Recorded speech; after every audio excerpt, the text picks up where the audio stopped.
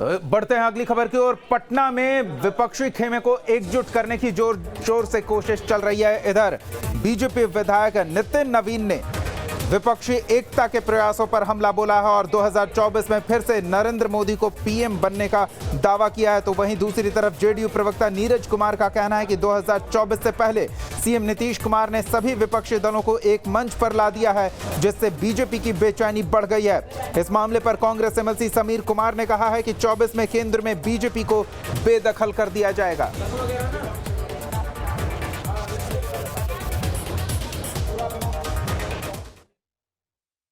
नीतीश कुमार जी 19 में आप ही हमारे साथ आए थे।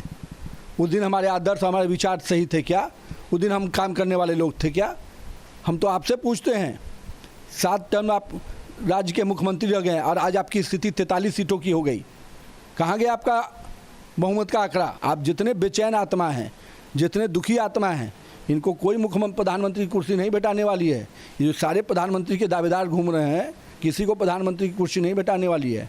लोकतंत्र की चुनौतियों के बीच यह जो बैठक 12 जून को प्रस्तावित है, यह निश्चित रूप से गौरवशाली जो बिहार है और जो संघर्ष करने की क्षमता है और जो नतीजे के रूप में 2015 के चुनाव में आदरणीय नरेंद्र मोदी के नेतृत्व में बीजेपी लड़ी और बीजेपी को हारना पड़ा।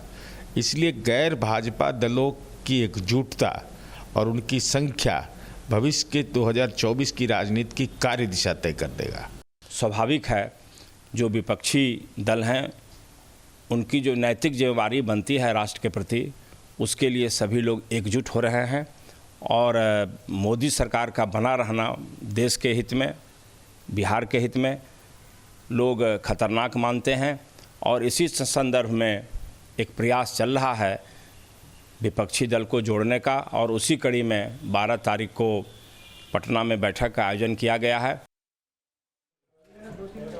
तो एक और बिहार से विपक्षी दल के प्रयास हो रहे हैं सभी को एक मंच पर लाने की, तो दूसरी ओर बीजेपी इस एकजुटता पर हमलावर है। सहयोगी रितेश हमारे साथ जुड़ रहे हैं, सीधे पटना का रुख करते हैं और उनसे जानते हैं किस तरह की सियासी हलचल विपक्षी एकजुटता को लेकर बीजेपी और बीजेपी विरोधी खेमे में देखने को मिल रही है। जी रितेश।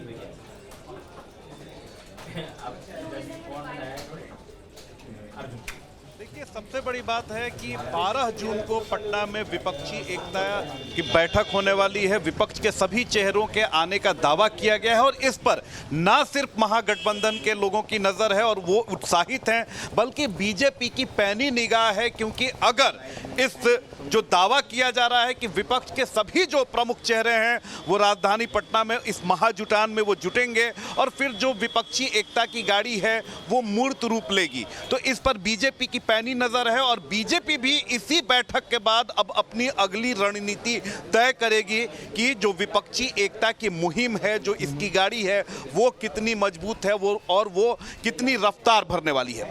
लेकिन रितेश, आपने रफ्तार की बात की है तो ऐसे में एक सवाल महत्वपूर्ण हो जाता है। बीजेपी 24 चुनाव की तैयारी में जुटी है, जनसंपर्क अभियान चलाया जा रहा है 1 महीने का, लेकिन अभी विपक्ष सब एक मंच पर आने की कोशिश में ही जुटा हुआ है। कहीं रफ्तार कम तो नहीं?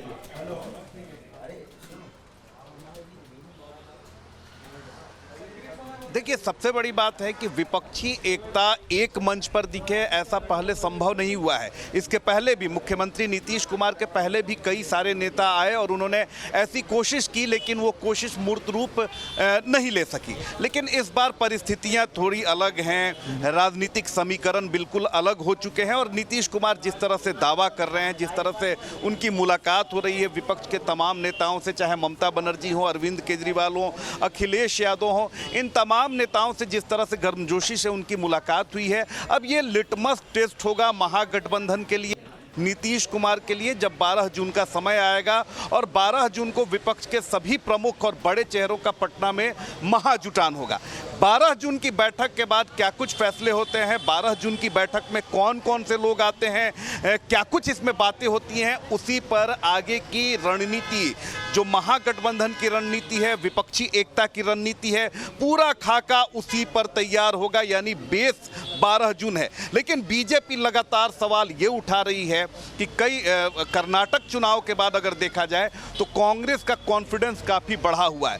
जिस तरह से राहुल गांधी बयानबाजी कर रहे हैं, जिस तरह से उनकी बॉडी लैंग्वेज या कांग्रेस के अन्य नेताओं की जो बॉडी लैंग्वेज पूरे कॉन्फिडेंस के साथ दिख रही है, तो एक बात तो तय माना जा रहा है कि विपक्षी एकता की मुहिम में प्रमुख जो लीडिंग जो पार्टी होगी वो कांग्रेस होगी। और कांग्रेस इस बार उस मूड में नहीं है कि वो सारे शर्तों को, रीजनल पार्टियों की शर्तों को मान ले, क्योंकि देखिए कांग्रेस की अगर ये गत हुई है, जिस तरह से वो गर्त में चली गई थी और जिस तरह से कांग्रेस का लग रहा था बीच में कि नामो निशान अब मिट जाएगा, उसके पीछे कहीं ना कहीं वैसे दल हैं जो रीजनल पार्टियों में प्रमुख धड़े कहे जाते हैं। तो एक मंच पर इन सभी को लाना, जिन पार्टियों ने कांग्रेस को डेंट किया, चाहे ममता बनर्जी की टीएमसी की बात कर लें, आम आदमी पार्टी की बात कर ले, तो क्या कांग्रेस इन पार्टियों को तरजीह देगी?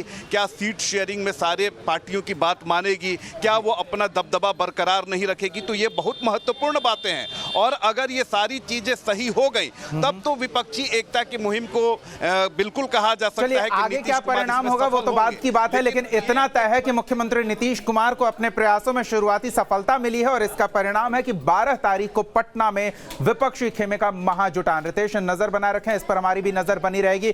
तो विपक्षी एकजुटता की कोशिशों को मुख्यमंत्री नीतीश कुमार गति दे रहे हैं।